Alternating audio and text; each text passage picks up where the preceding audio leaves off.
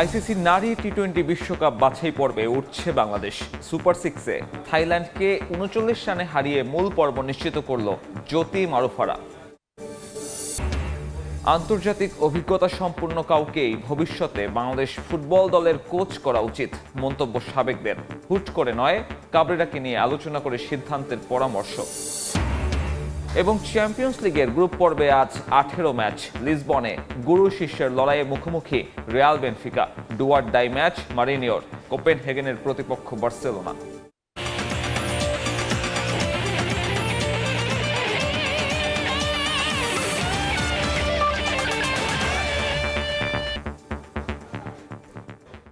বিশ্বের নানা প্রান্তের খেলাধুলার খবর নিয়ে আমাদের নিয়মিত আয়োজন খেলার সময়। আর এই আয়োজনে আপনাদের সঙ্গে আছি আমি সাব্বির মিথুন। আইসিসি নারী টি-20 বিশ্বকাপের মূল পর্বে খেলা নিশ্চিত করল বাংলাদেশ।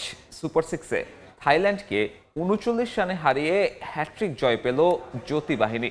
শুরুতে ব্যাট করে ১৬৫ রান করে টাইগ্রেস, জবাবে ১২৬ রানেই গুটিয়ে যায় থাইল্যান্ডের ইনিংস। শুরুতে ব্যাট করতে নেমে গোল্ডেন ডাক মানেন দিলারা। এরপর শারমিনও টিকতে পারেননি বেশিক্ষণ। দলের বিপদে ত্রাতা হয়ে আসেন সুবহানা মুস্তারি এবং জুরাইয়া ফেরদৌস। তৃতীয় উইকেট জুটিতে দুজনে মিলে গড়েন ১১০ রান। ৫৯ রান করেন সুবহানা, আর জুরাইয়ার সংগ্রহ ৫৬। শেষ পর্যন্ত ১৫৬ রানের পুঁজি পায় বাংলাদেশ নারী ক্রিকেট দল। জবাব দিতে নেমে একই অবস্থা থাই নারীদের। প্রথম উইকেট হারালেও দ্বিতীয় উইকেট জুটিতে ঘুরে দাঁড়ায় থাইল্যান্ড। ৬৭ রান আসে নাথাকান এবং নান্নাপাতের জুটি থেকে। পরে অধিনায়ক নারুমেল করেন ৩০, আর মারুফা ঋতুমণিদের বোলিং তোপে টিকতে পারেননি বাকিরা। ১২৬ রানে থামতে হয় থাইল্যান্ডকে। এই জয়ে বাছাই পর্বে টানা ৫ ম্যাচেই জিতল বাংলাদেশের নারীরা।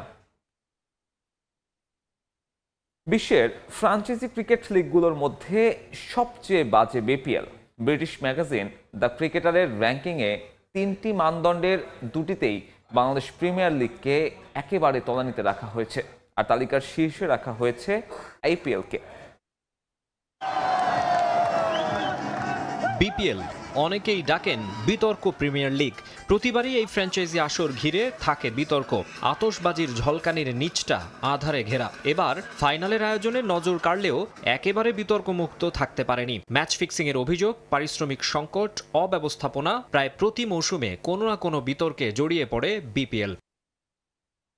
আর সেই বিতর্কের প্রভাব এবার দেশীয় সীমা ছাড়িয়ে পৌঁছেছে আন্তর্জাতিক পর্যায়ে। ব্রিটিশ ক্রিকেট ভিত্তিক ম্যাগাজিন দ্য ক্রিকেটার তাদের এক র্যাঙ্কিংয়ে বিশ্বের সবচেয়ে তলানির ফ্র্যাঞ্চাইজি ক্রিকেট লিগ বলছে বিপিএলকে। বিশ্বের শীর্ষ 10টি ফ্র্যাঞ্চাইজি টি-20 লিগকে 3টি নির্দিষ্ট মানদণ্ডে বিচার করেছে ম্যাগাজিনটি। সেগুলো হলো বিনোদন, ক্রিকেটের মান এবং গ্রহণযোগ্যতা।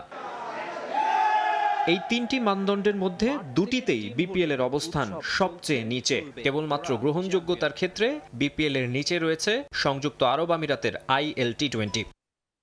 অন্যদিকে র্যাঙ্কিংয়ের শীর্ষে রয়েছে ভারতের আইপিএল। এরপর যথাক্রমে দক্ষিণ আফ্রিকার এসএ টি-20, অস্ট্রেলিয়ার বিগ ব্যাশ ও ইংল্যান্ডের দ্য 100। বিনোদনের দিক থেকে শীর্ষে রয়েছে এসএ টি-20, তবে ক্রিকেটের মান ও গ্রহণযোগ্যতায় শীর্ষস্থানে আইপিএল।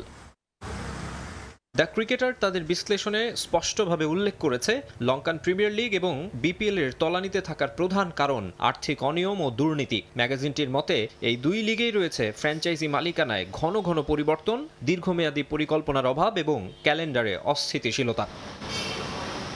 দ্য ক্রিকেটারের পর্যালোচনা অনুযায়ী যথাযথ পরিকল্পনা, স্বচ্ছতা এবং পেশাদার ব্যবস্থাপনা নিশ্চিত করা গেলে এই লিগগুলোর উন্নতির সুযোগ রয়েছে। এখন প্রশ্ন একটাই, এই মূল্যায়ন থেকে শিক্ষা নিয়ে বিপিএল কি আদৌ নিজেদের ঘুরে দাঁড়ানোর পথ খুঁজে পাবে?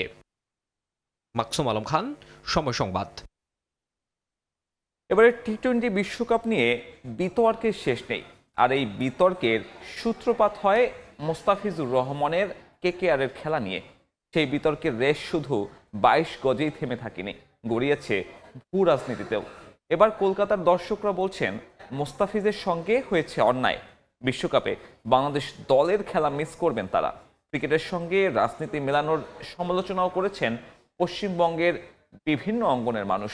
ভারত থেকে বিস্তারিত জানাচ্ছেন সুব্রত আচার্য। টি-20 বিশ্বকাপে ক্রিকেটের নন্দনকানন ইডেন গার্ডেন্সেই খেলার কথা ছিল বাংলাদেশের, কিন্তু তার হচ্ছে না। বিশ্বকাপের আসরে নেই লিটন, তাসকিন, মোস্তাফিজদের দল বাংলাদেশ। বিশ্বের ক্রিকেট প্রেমী মানুষের একটি বড় অংশ বাংলাদেশের সমর্থক, আর সেই দেশকেই এবার ভক্তরা দেখতে পাবেন না 22 গজে ছক্কা হাঁকাতে কিংবা উইকেট শিকার করতে। রাজনৈতিক কুটকাচালি যারা বোঝেন না, যারা শুধুই গ্যালারিতে বসে নিজের দলের হয়ে প্রিয় ক্রিকেটারদের নাম ধরে চিৎকার করতে চান, কিংবা টিভির সামনে পরিবার নিয়ে জমজমাট ক্রিকেট আড্ডায় ম্যাচ উপভোগ করতে চান, সেই কলকাতার ক্রিকেট ভক্তরাই কিন্তু এবার বেজায় কষ্ট পাচ্ছেন। কেউ কেউ এই সিদ্ধান্তের পেছনে পশ্চিমবঙ্গ ও বাঙালি সম্প্রদায়কে খাটো করার ষড়যন্ত্রও দেখছেন। মোস্তাফিজকে যেভাবে বাদ দিয়ে চরম অন্যায়। তুমি মোস্তাফিজকে বাদ দিচ্ছ, অথচ তুমি আদানির বিদ্যুৎ পাঠাচ্ছ। আমরা ক্রীড়া প্রেমী, আমরা সংস্কৃতি প্রেমী। দুই দেশের বিবাদ একটা হচ্ছে, দুই দেশের মধ্যে একটা পরিস্থিতি সত্যি খারাপ, কিন্তু শেষ পর্যন্ত ক্ষতিগ্রস্ত হচ্ছে কিন্তু আমরা। তবে খেলার মাঠে যদি আমরা বাংলাদেশকে দেখতাম, একজন বাঙালি হিসেবে বলতে পারি যে ভালো লাগতো। প্রতিবেশী দেশদের সঙ্গে যখন একটা খেলা হয় তখন দেখবেন যে আমাদের নিজেদের মধ্যেই একটা উত্তেজনা থাকে। আমরা ভারতবাসী হিসেবে যে উত্তেজনাটা অনুভব করি সেই জায়গাটায় খানিকটা হলেও সীমিত হবে। খেলার সাথে রাজনীতিকে জড়ানোটা উচিত না। ক্রীড়া হচ্ছে এমন একটা জিনিস, এন্টারটেনমেন্ট জিনিস, যেখানে সব মানে মানুষ একে এন্টারটেনমেন্ট করে।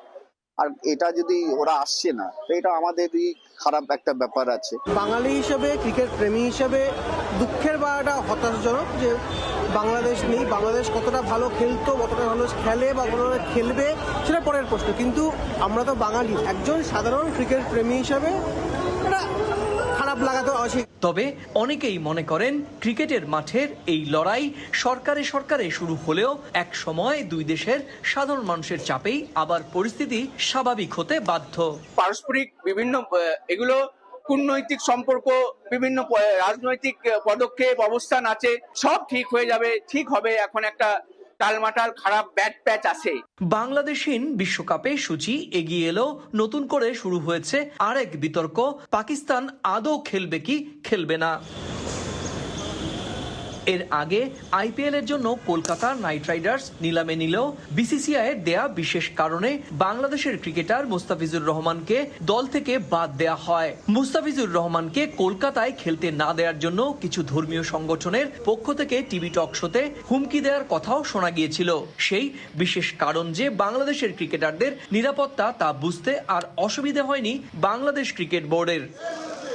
2024-এর পর এমনিতেই ঢাকা দিল্লির সম্পর্ক শীতল থেকে শীতলতর হচ্ছিল, ফলে ভারতের এই সিদ্ধান্তকে আত্মসম্মানের জায়গা থেকেই নেয় ঢাকা। তারা স্পষ্ট জানিয়ে দেয় যে দেশ একজন ক্রিকেটারের নিরাপত্তা নিশ্চিত করতে পারেনি, সেখানে পুরো দল পাঠানো সম্ভব নয়।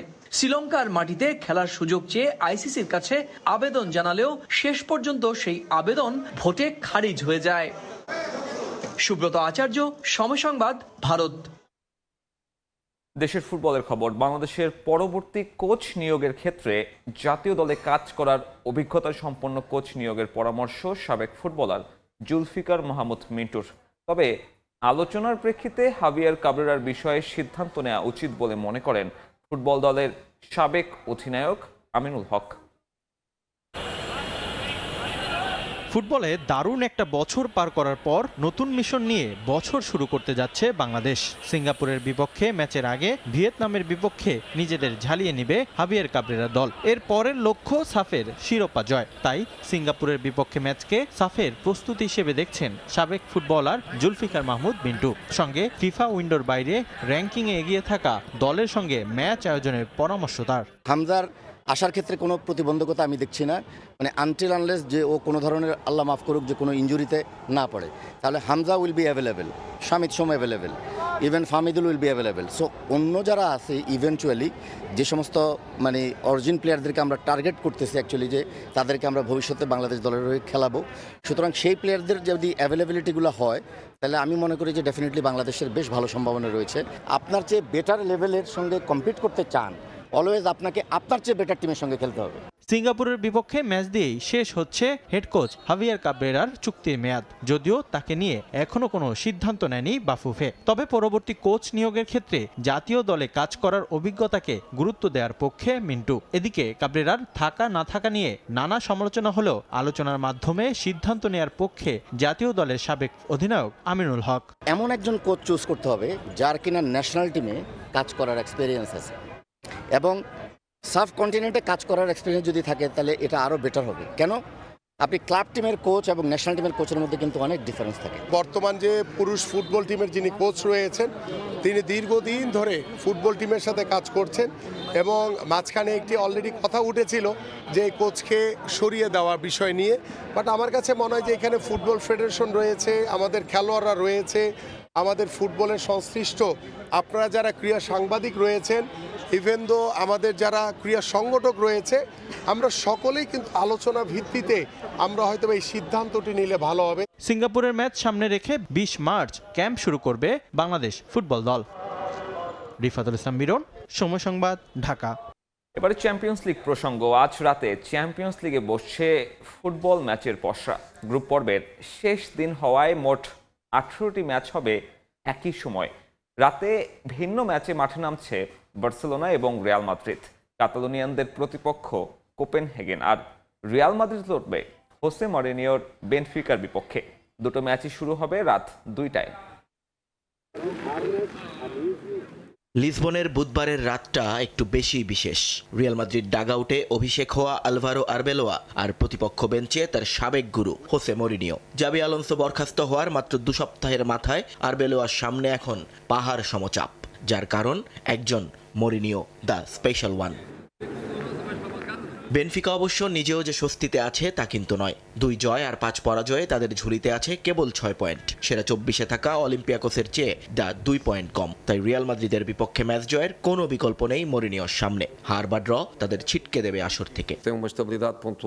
রিয়াল মাদ্রিদকে আমি ভালোবাসি আর বেলোয়াকে ভালোবাসি, কিন্তু বুধবারের এই ম্যাচে হয় তুমি মারবে না হয় মরবে, এটাই আমাদের শেষ সুযোগ।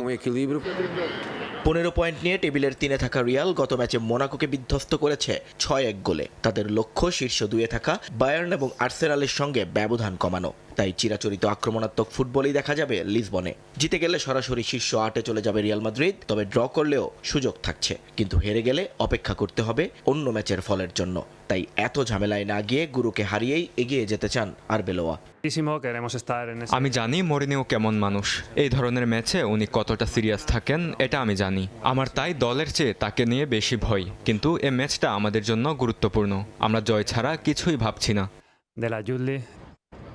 রাতের আরেক ম্যাচে মাঠে নামবে বার্সেলোনা। স্লাভিয়া প্রাগের বিপক্ষে সেই নাটকীয় জয়টাই বদলে দিয়েছে কাতালুনিয়ানদের চেহারা। 13 পয়েন্ট নিয়ে হ্যান্সি ফ্লিকের দল এখন পয়েন্ট টেবিলের 9 নম্বরে। লক্ষ্য সরাসরি রাউন্ড অফ 16 নিশ্চিত করা। ঘরের মাঠে তাদের প্রতিপক্ষ ড্যানিশ ক্লাব এফসি কোপেনহেগেন। আমরা অন্য কোনো ম্যাচের রেজাল্টের দিকে তাকাচ্ছি না। আমাদের লক্ষ্য শুধু এই ম্যাচ। আমাদের হাতে যথেষ্ট প্রতিভা আছে এবং ডেনিশ চ্যালেঞ্জ সামলাতে আমরা প্রস্তুত। তবে বার্সার জন্য পথের কাটা চোট আর নিষেধাজ্ঞা। স্লাভিয়া ম্যাচে চোট পাওয়া পেদ্রি থাকছেন সাইডলাইনে, আর কার্ডের খড়গে মাঠের বাইরে ফ্র্যাঙ্কি ডি ইয়ং। মাঝমাঠের এই শূন্যতা পূরণ করাই এখন বড় চ্যালেঞ্জ ফ্লিকের জন্য। নিয়ন মোহাইমিন, সময় সংবাদ। খেলার সময় আরও থাকছে। ট্রাম্পের দমন পীড়ন নীতির কারণে যুক্তরাষ্ট্রের সমর্থকদের বিশ্বকাপ বর্জনের আহ্বান সেফ ব্লাটারের। বিতর্কের মাঝেই ফিক্সিং প্রতিরোধে কঠোর অবস্থানে ফিফা। এদিকে রিয়াল বার্সা ছাড়াও গ্রুপ পর্বের শেষ দিনের সমীকরণের সামনে দাঁড়িয়ে আরও অনেক বড় ক্লাব। জয় পেলেই সরাসরি শেষ 16তে নাম লেখাবে লিভারপুল, পিএসজি কিংবা চেলসির মতো দলগুলো। অন্যের দিকে তাকিয়ে থাকবে ম্যানচেস্টার সিটি আর বরুশিয়া ডর্টমুন্ড। যদিও সরাসরি রাউন্ড অফ 16-এ উঠতে না পারলেও সুযোগ থাকবে প্লে অফ খেলার। চ্যাম্পিয়ন্স লিগের নতুন ফরম্যাট প্রতিদ্বন্দ্বিতা বাড়িয়েছে সমীকরণের হিসেব নিকেশও। প্রথম রাউন্ডের শেষ দিনে এসেও তাই ফুটবল প্রেমীরা নিশ্চিত নয় কারা যাচ্ছে রাউন্ড অফ 16-এ।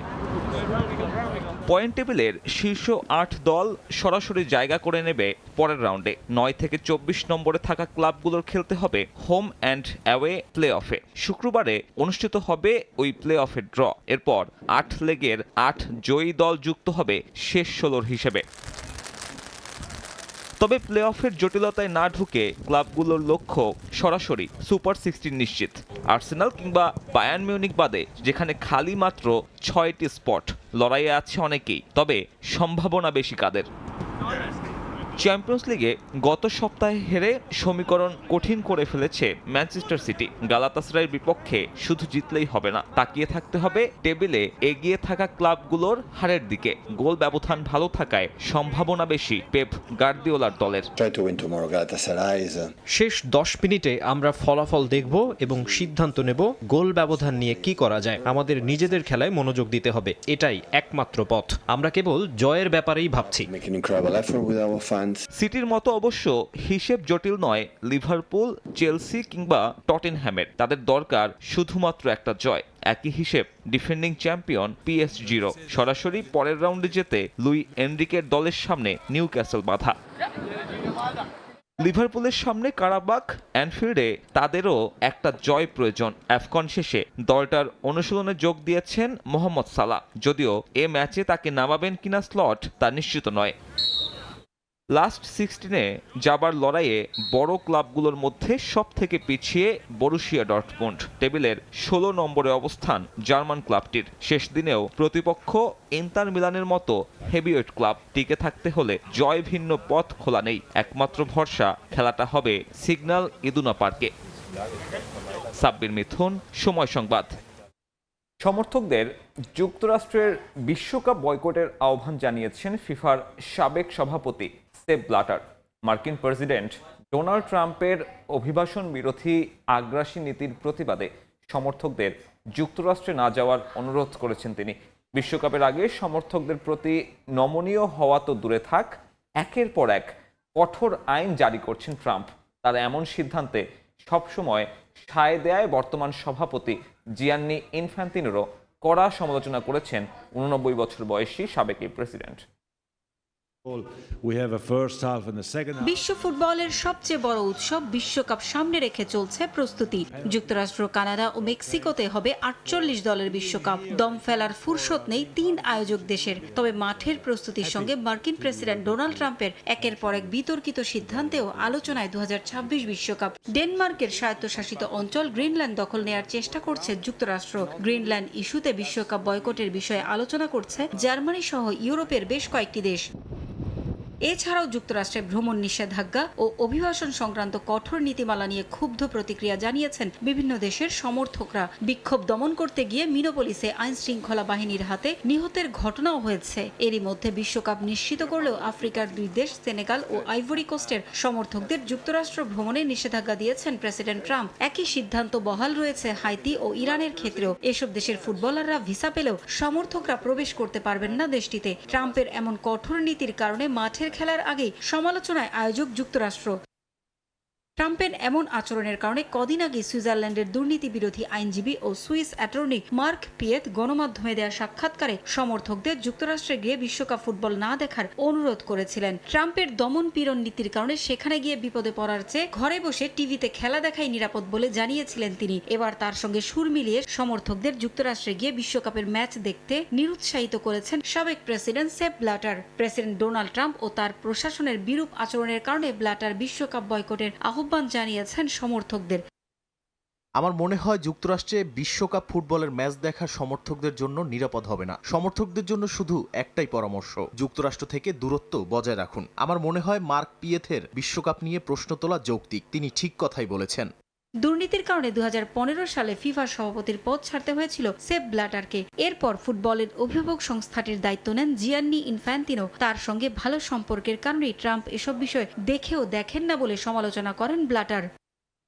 পারভিন আক্তার, সময় সংবাদ। কলম্বোতে ৩ সেঞ্চুরির হাই স্কোরিং ম্যাচে শ্রীলঙ্কাকে ৫৩ রানে হারালো ইংল্যান্ড। এই জয়ে ২-১ ব্যবধানে ওয়ানডে সিরিজ জিতেছে থ্রি লায়ন্স। ২০২৩ সালের পর দেশের বাইরে এই প্রথম কোনো ওয়ানডে সিরিজ জয় তাদের। কলম্বোর প্রেমাদাসা স্টেডিয়ামে ব্যাট করতে নেমে শুরুতেই বেন ডাকেটের উইকেট হারায় ইংল্যান্ড। জোরুট লড়াই শুরু করেন জ্যাকব বেথেলকে নিয়ে। 72 বলে 65 করে বেথেল আউট হলে হ্যারি ব্রুককে নিয়ে দলকে এগিয়ে নেন রুট আর ব্রুকের চতুর্থ উইকেট জুটিতে 191 রান ওঠে। শ্রীলঙ্কার মাটিতে যে কোনো উইকেটে এটাই ইংলিশদের সর্বোচ্চ রানের জুটি। 3 উইকেটে 357 রানের স্কোর পায় থ্রি লায়ন্স। জবাবে ব্যাট করতে নেমে কামিল মিশ্রা ও পাথম নিশাঙ্কার উদ্বোধনী জুটিতে শ্রীলঙ্কার হয়ে 48 রান আসে।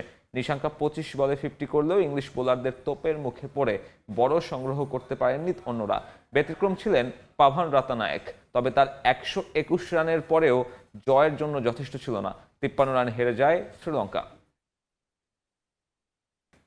আসন্ন জাতীয় সংসদ নির্বাচন সামনে রেখে ব্যতিক্রমী প্রচারণা হিসেবে বাংলাদেশ জাতীয়তাবাদী ক্রীড়া দলের ব্যবস্থাপনায় মিরপুর সিটি ক্লাবের মাঠে ফুটবল ম্যাচ আয়োজন করা হয়।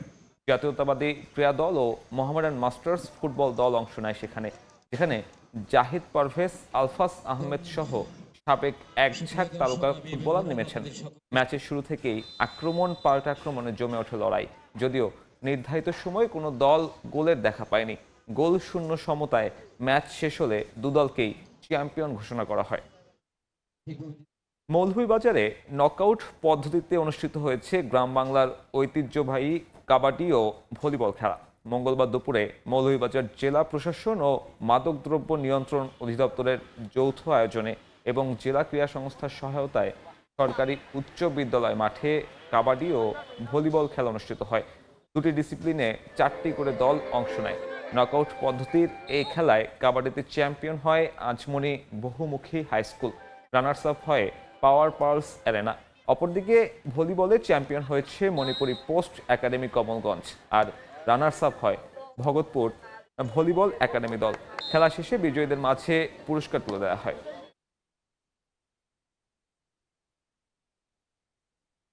খেলার সময়ের শীর্ষ সংবাদগুলো জানিয়ে দিচ্ছি আরেকবার। আইসিসি নারী টি-20 বিশ্বকাপ বাছাই পর্বে উঠছে বাংলাদেশ। সুপার 6-এ থাইল্যান্ডকে 39 রানে হারিয়ে মূল পর্ব নিশ্চিত করল জ্যোতি মারুফারা। এবং চ্যাম্পিয়ন্স লিগে গ্রুপ পর্বে আজ 18 ম্যাচ। লিসবনে গুরু শিষ্যের লড়াইয়ে মুখোমুখি Real Benfica. Do or die match মারিনিয়র। কোপেনহেগেনের প্রতিপক্ষ বার্সেলোনা। এই ছিল খেলার সময়ের পর দুপুরের সময় সঙ্গে থাকবেন ওমর ইনান। ধন্যবাদ মিঠুন। দুপুরের সময় নিয়ে আসছি কিছুক্ষণ পর, সঙ্গে থাকুন সময়।